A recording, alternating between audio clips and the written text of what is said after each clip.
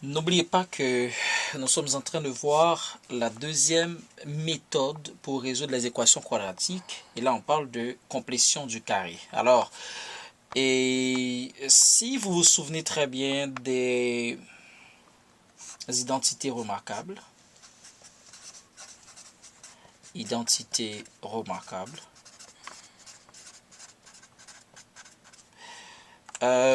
vous savez par exemple que x plus y au carré est égal à x carré plus 2xy plus y carré. X moins y carré, ça donne x carré moins 2xy plus y au carré.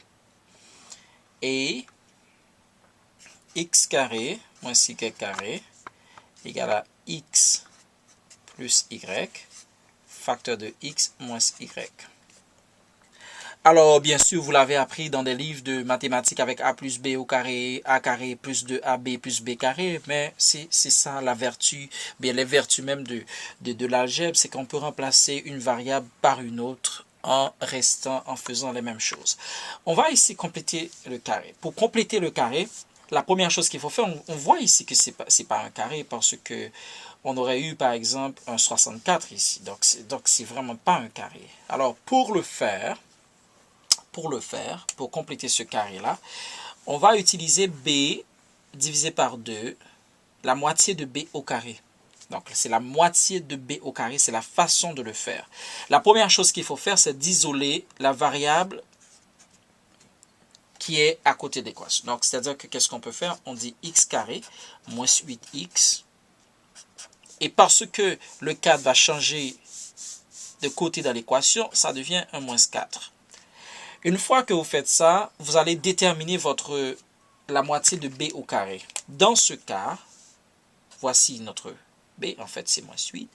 Donc, pour trouver b sur 2 carré, donc c'est moins 8 sur 2 au carré.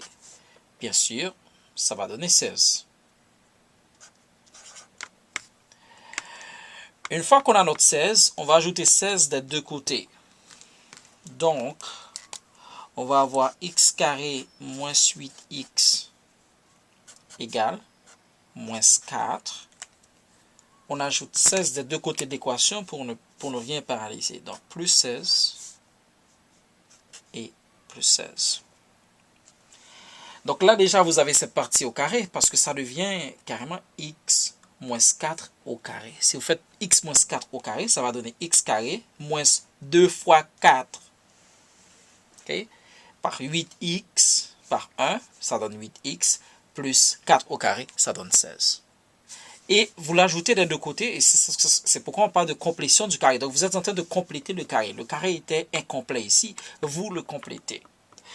Une fois que vous faites ça, donc on peut factoriser ça. On peut le factoriser en utilisant cette propriété x moins y au carré ou bien a moins b au carré en disant que ça devient x moins 4 au carré égal à quoi? Égal ici à 12.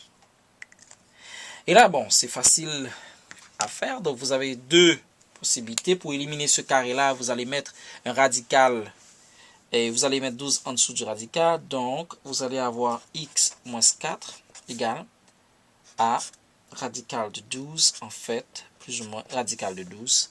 Parce qu'on le sait, une fois que vous avez radical de quelque chose, il y a deux possibilités, positif et négatif, parce que les deux au carré vont donner 12.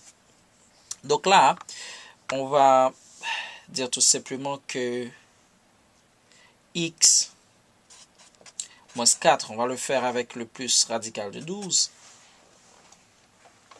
est égal à radical de 12. On sait que x moins 4, radical de 12, c'est radical de 3 multiplié par radical de 4. Donc, x moins 4 égale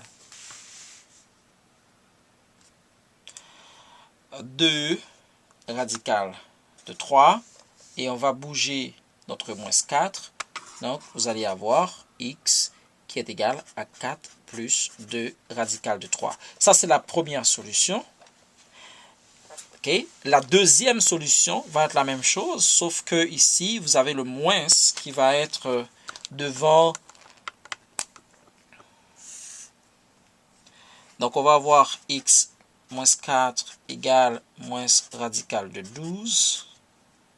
Donc, on va avoir la même chose. X moins 4 égale moins radical de 4 multiplié par radical de 3. X moins 4 égale moins 2 radical de 3. Donc, ici, on va avoir x égale 4 moins 2 radical de 3. Alors, on a notre deuxième solution. Donc, la solution générale, en fait, S, notre solution, ça va être 4 moins 2 radical de 3. 4 plus 2 radical de 3.